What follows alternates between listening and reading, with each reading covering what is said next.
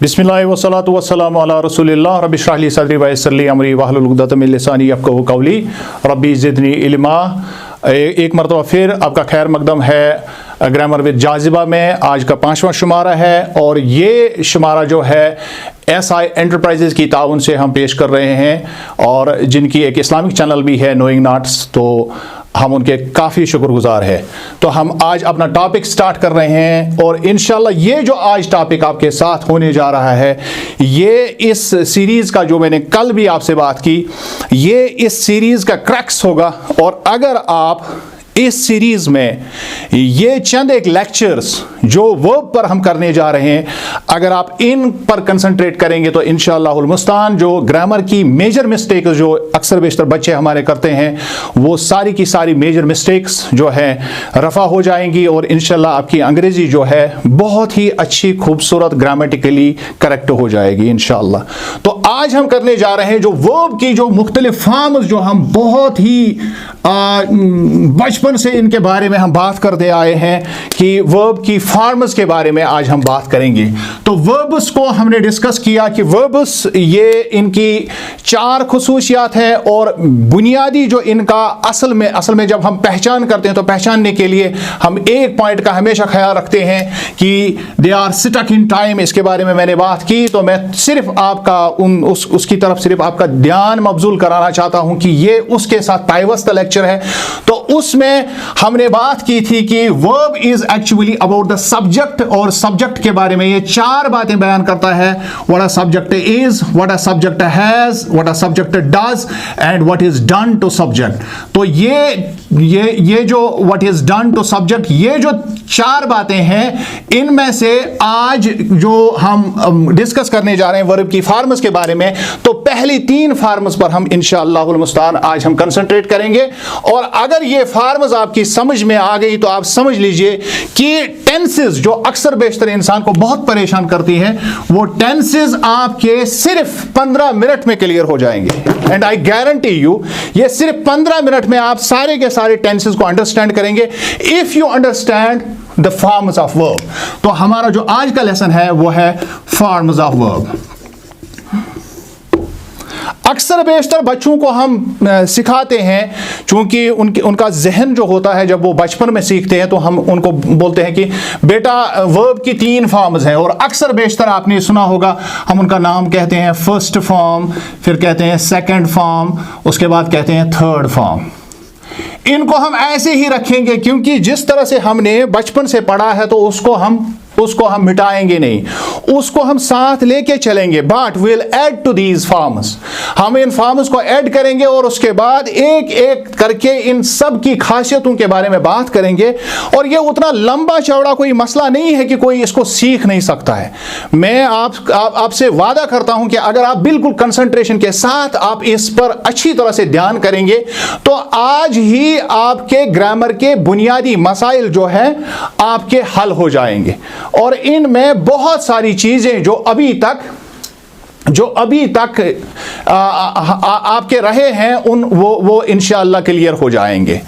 तो सबसे इंपॉर्टेंट बात जो है वो है कि वर्ब की सिर्फ 3 ही फॉर्म्स हमारी नहीं है, ये आप याद रखेंगे। वर्ब की सिर्फ 3 फॉर्म्स नहीं है, बल्कि वर्ब की और भी बहुत सारी फॉर्म्स हैं। लेकिन जिन वर्ब की फॉर्म्स के बारे में हम बात करने जा रहे हैं वो हैं 6। हम 6 फॉर्म्स पर आज बात करेंगे। उसके अलावा भी और फॉर्म्स है और इन पर इंशाल्लाह आगे चलकर गुफ्तगू होगी। मैं आपको ओवरबर्डन नहीं करना चाहता हूं, बल्कि ये हमारी मजबूरी है कि हम इस चीज को इसी तरह से समझें ताकि जो टेंसेस इंसान को बहुत परेशान करते हैं वो हमारी समझ में आसानी से आ सकें। तो सबसे पहली चीज जो इसमें है, there is a zero form also. हम इसको कहेंगे अब जीरो, क्योंकि हमने फर्स्ट पहले ही किसी एक का नाम रखा है तो हम जीरो से स्टार्ट करें। जीरो फॉर्म भी हम रखेंगे, 3 के बाद हम लिखेंगे 4th फॉर्म भी और उसके बाद लिखेंगे 5वीं वाली भी। लेकिन कुल मिलाकर ये 6 हो जाएंगी, यानी 6 फॉर्म्स। हम इन 6 के बारे में बात करेंगे। The first one we call it infinitive. हम इसको इन्फिनिटिव कहते हैं। उसके बाद फर्स्ट फॉर्म जिसको आप कहते हैं, it is actually known as present. मैं टेंस की बात नहीं कर रहा हूं, मैं वर्ब की फॉर्म्स की बात कर रहा हूं। इस बात को आप अच्छी तरह से ध्यान में रखेंगे। मैं टेनिस की बात नहीं कर रहा हूं, मैं यहां प्रेजेंट वर्ब फॉर्म की बात कर रहा हूं। और उसके बाद जो हमारी दूसरी फॉर्म है, इसको हम पास्ट कहते हैं और इसको हम कहते हैं पास्ट पार्टिसिपल। Past participle. और उसके बाद जो चौथी फॉर्म हमारी बनती है, इसको हम कहते हैं प्रेजेंट पार्टिसिपल। और इसको हम जिरंड लिखते हैं, जंड पढ़ते हैं। तो ये हो गई हमारी 6 बुनियादी फॉर्म्स जो आम तौर पर अंग्रेजी में इस्तेमाल होती है।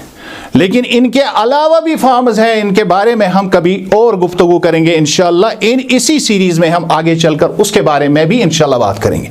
लेकिन ये 6 फॉर्म्स अगर इंसान की समझ में अच्छी तरह से आ गई, ये बैठ गई, तो टेनिस कंप्लीट हो गया। ये जो टेनिस, अक्सर बेशतर इंसान को टेनिस करता है, वो इंशाल्लाह वो टेंशन ही, आज उस टेंशन को हम पेंशन दे देंगे आज।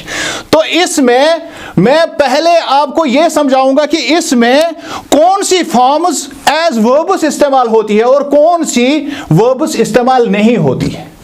ये बड़ा ही अहम दिलचस्प मामला है, क्योंकि फॉर्म्स तो हम इनको वर्ब की कहलाते हैं, लेकिन इनमें से ऐसी 2 फॉर्म्स हैं, जीरो जिसको हम इन्फिनिटिव कहते हैं और लास्ट वाली जिसको हम जंड कहते हैं।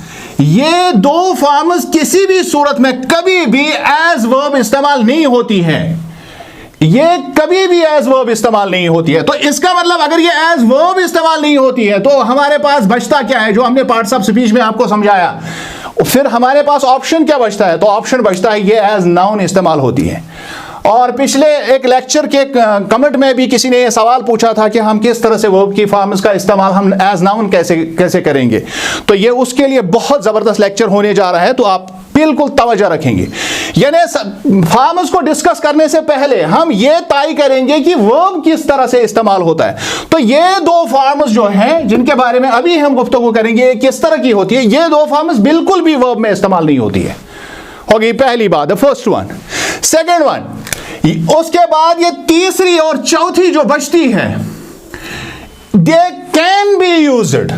दिमाग में रखिए, can be used as verb. तो इसका मतलब है इनका और इस्तेमाल है। क्लियरली ये जब मैं कह रहा हूं they can be used as verb, तो मतलब ये हुआ कि ये असल में बहुत सारी और चीजों में इस्तेमाल होती है वर्ब के अलावा। तो इनको हम वर्ब में इस्तेमाल कर सकते हैं। बाकी बची ये 2 फॉर्म्स, इनका इस्तेमाल वर्ब के बगैर कभी होता ही नहीं है। ये सिर्फ और सिर्फ वर्ब में ही इस्तेमाल होती है, इनका इस्तेमाल कहीं और होता ही नहीं है। आई रिपीट इट, वर्ब की जो फॉर्म्स हैं, हम 6 फॉर्म्स की बात करेंगे। Infinitive, present, past, past participle, present participle, जर्न। और इनमें से 0 और 5th वाली, यानी first and the last one, पहली इन्फिनिटिव भी नहीं इस्तेमाल होती है और जर्न भी इस्तेमाल नहीं होता है एज वर्ब, कभी भी, नेवर। तो ये फिर इस्तेमाल क्या होंगे, इनका सिर्फ इस्तेमाल होता है, ये एज नाउन ही इस्तेमाल होती है। उसके बाद जो तीसरी और चौथी फॉर्म है, दे कैन बी यूज्ड। जब कैन हमने किया तो इसका मतलब है कि इनमें एबिलिटी है, सलाहियत है एज वर्ब इस्तेमाल होने की, लेकिन इनको कुछ ज़रूरत पड़ती है, इनको थोड़ी सी मदद करने की ज़रूरत पड़ती है, तब जाके ये वर्ब में काम आती है। और दूसरा मतलब इसका ये हुआ कि ये वर्ब के अलावा बहुत सारी जगहों पर इस्तेमाल होता है। यानी हमारे पास जो पार्ट्स ऑफ स्पीच बचते हैं, उनमें सबसे इंपॉर्टेंट 2 चीज़ें हैं, दैट इज़ नाउन और एडजेक्टिव। तो ये उनके बारे में हम इंशाल्लाह बात करेंगे। उसके बाद ये 2 फॉर्म्स, असल में फर्स्ट फॉर्म और सेकंड फॉर्म, ये असल में वो फॉर्म्स हैं जो प्लेनली एज वर्ब्स हैं, ये बिल्कुल प्लेन वर्ब्स है। अब मैं आपको समझाऊंगा कि इनका हम किस तरह से इन वर्ब्स को हम कैसे, इसको हम कंजुगेशन कहते हैं, इनको हम कैसे कंजुगेट करते हैं। कोई भी वर्ब इन्फिनिटिव कहलाता है अगर उसके साथ हम टू और बेस लगाएंगे, टू प्लस बेस, यानी किसी भी वर्ब की बेस अगर टू के साथ जोड़ेंगे तो इसको हम इन्फिनिटिव कहते हैं। इसको इन्फिनिटिव विथ टू भी कहते हैं।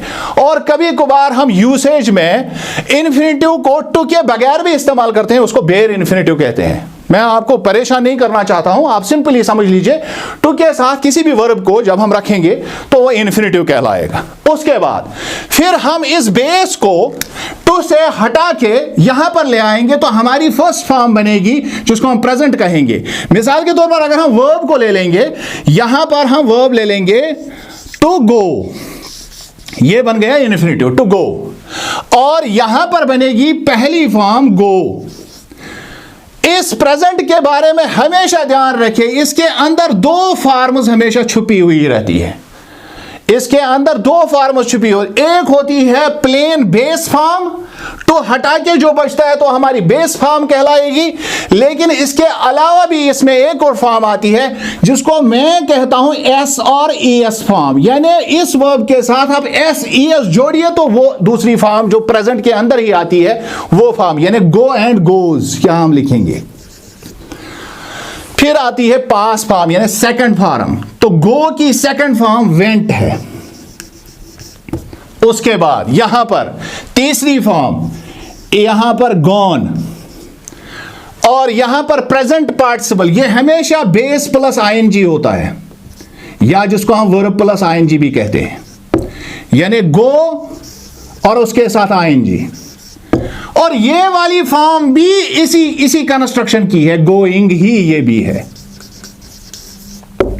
यानी ये भी बेस प्लस आईएनजी है। तो ये बन गया एक स्ट्रांग वर्ब को हमने लिया।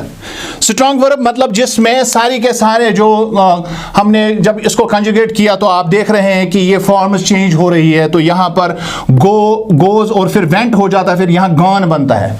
लेकिन कुछ वीक वर्ब्स भी हमारे पास, जो आमतौर पर ज्यादा हमारे पास जो वर्ब्स की तादाद है वो वीक होते हैं, और उनका इससे आसान तरीका होता है कंजुगेशन करने का। वो बहुत इससे बहुत आसान तरीके से वो कंजुगेट होते हैं। मसलन हम वॉक ले लेंगे, टू वॉक, टू वॉक, इसकी यहां फॉर्म बनेगी टू ड्रॉप करके पहली फॉर्म वॉक बनेगी, और उसके साथ ही ये दूसरी फॉर्म हमारी वॉक्स भी बनेगी, और उसके बाद यहां वॉकड, और यहां भी अब वॉकड ही बनेगा, यहां बनेगा वॉकिंग और यहां भी बनेगा वॉकिंग।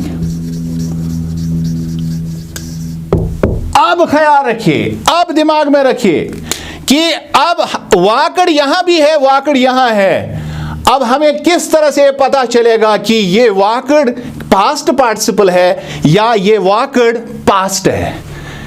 अगर ये बात इंसान के समझ में आ गई और अगर इसको समझाने वाला आपको सही मिला तो आपकी वो सारी परेशानी जो टेनिस में हो जाती है, जो टेनिस में हम टेनिस हो जाते हैं, वो सारी की सारी परेशानी खत्म हो जाती है। First and the foremost will talk about these two forms, क्योंकि ये सिंपल तरीके से इस्तेमाल होती है, और मैंने एक लफ्ज इस्तेमाल किया, सिंपल तरीके से इस्तेमाल होती है। ध्यान में रखिए मैं क्या कहने जा रहा हूं, ये सिंपल तरीके से इस्तेमाल होती है। मतलब जिन टेंसेस को हम सिंपल कहते हैं, यानी हमारे पास जब टेंसेस का जब हमारे पास नाम आता है तो उसमें प्रेजेंट, पास्ट और फ्यूचर की हम बात करते हैं। थोड़ी देर के लिए हम इस फ्यूचर को दिमाग से हटाएंगे, हम फिलहाल प्रेजेंट और पास्ट की बात करते हैं। अब आपके दिमाग में आ गया होगा कि सिंपल तरीका प्रेजेंट और पास्ट का बनाने का यही है कि हम प्रेजेंट में पहली फॉर्म लगाएंगे और पास्ट में तो हो गए प्रेजेंट सिंपल के दोनों टेंस क्लियर। बिल्कुल सिंपल है, और इसी वजह से भी इनको सिंपल कहा जाता है। असल में इनको इंडेफिनिट कहते हैं।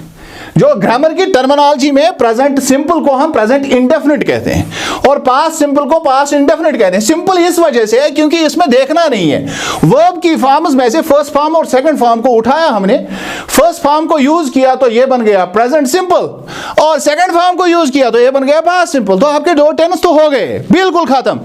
और अब अगर आप फ्यूचर को भी दिमाग में लाएंगे तो उसमें सिर्फ आप फ्यूचर की निशानी बढ़ा के वही बेस इस्तेमाल करके आप फ्यूचर बना सकते हैं। मैं आपको कंफ्यूज नहीं करना चाहता हूं, इसलिए इसके बारे में बात होगी आगे। तो ये हमारा पहला जो टेनिस है, जो टेनिस में हमारा जो पहला बुनियादी उसूल है कि हम वर्ब की फॉर्म्स को किस तरह से इस्तेमाल करते हैं। तो इस वजह से अगर आपके दिमाग में ये पहली बात बैठ गई कि वर्ब के 6 फॉर्म्स में से 2 फॉर्म्स को बिल्कुल भी कभी भी हमें एज वर्ब इस्तेमाल नहीं करना है, तो इनको हम दिमाग से निकालेंगे। कहीं भी हम देखेंगे इन फॉर्म्स को, यानी हमने टू बेस देखा हमने कहीं पर, और इस तरह गोइंग का लफ्ज देखा, फिर आपको पहचान आ जाएगी ये प्रेजेंट पार्टिसिपल और जरंट। जिस तरह मैंने यहां आपको बताया कि पास्ट पार्टिसिपल और पास्ट, इसकी भी आपको निशानदेही मैं कराऊंगा कि ये वाकड़ कौन सा है, ये वाकड़ कौन सा है, लेकिन इंशाल्लाह ये अगले लेक्चर में होगा। अस्सलाम वालेकुम वरहमतुल्लाह।